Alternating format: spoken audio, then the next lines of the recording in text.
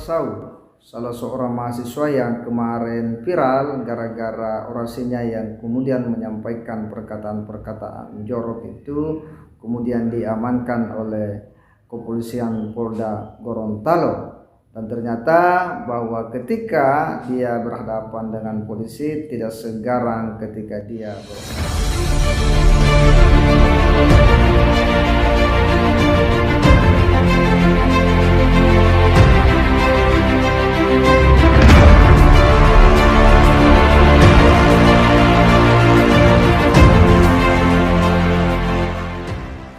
Assalamualaikum warahmatullahi wabarakatuh. Kembali berjumpa dengan saya di channel Hamsa Gantara.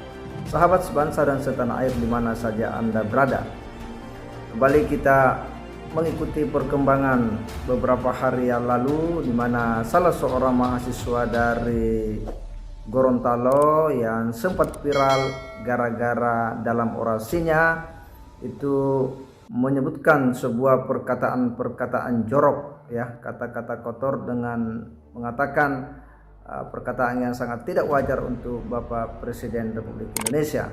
Dan hari ini beritanya bahwa yang bersangkutan, yakni mahasiswa atas nama Yunus Pasau, yang begitu garang dalam menyampaikan orasinya ketika di hadapan ratusan mahasiswa, tetapi kemudian tertunduk, lemas, dan tentu malu ketika berhadapan dengan aparat kepolisian.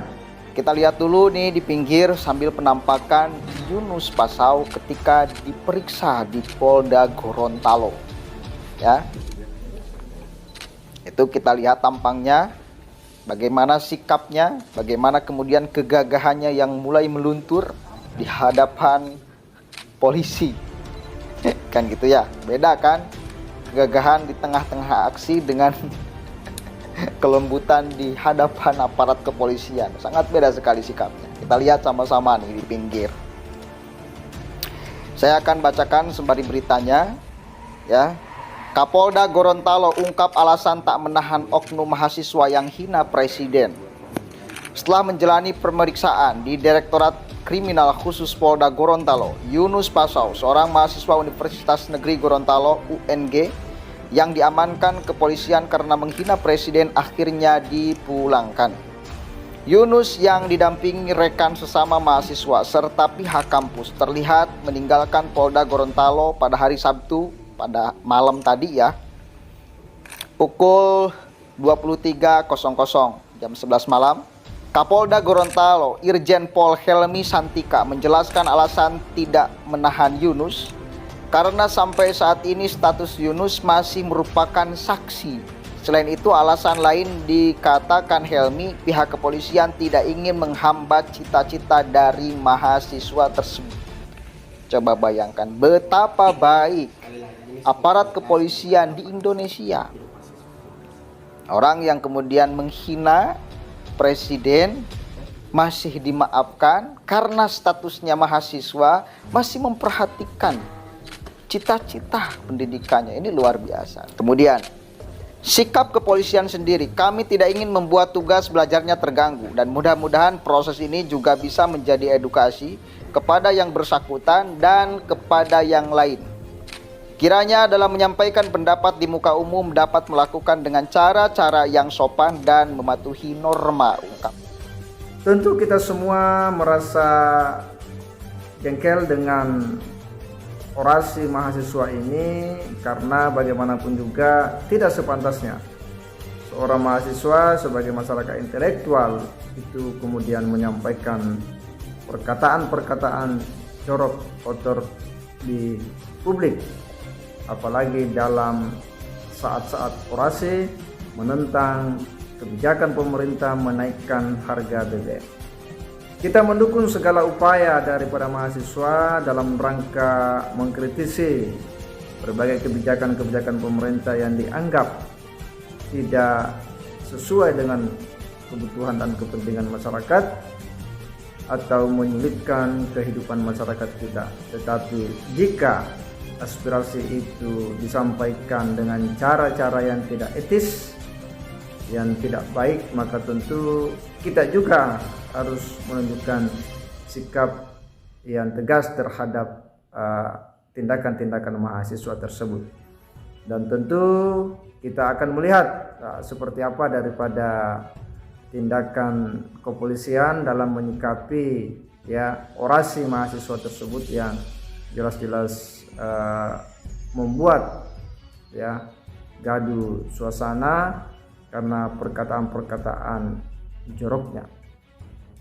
Tetapi tentu kita berharap ini menjadi pelajaran berharga bagi mahasiswa untuk kemudian tidak melakukan hal yang sama. Silakan menyampaikan aspirasi, silakan berorasi, tetapi ingat, pandai-pandailah memilih kata, kalimat, dan diksi-diksi yang tepat dalam menyuarakan aspirasi.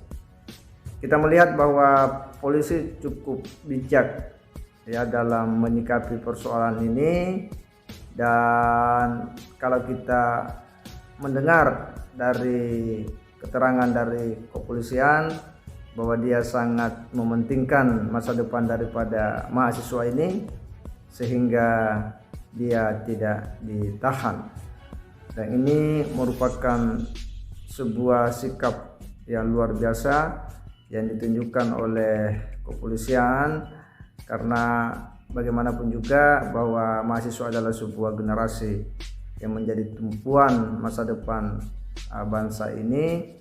Tetapi ketika ada hal-hal yang kemudian dilakukan dengan sadar dan tentunya ini dilakukan dengan sadar karena dia sedang berorasi, dan pasti bahwa apa yang akan disampaikan itu sudah didiskusikan lebih awal, sudah dikaji, dan tentu sudah dipikir matang-matang.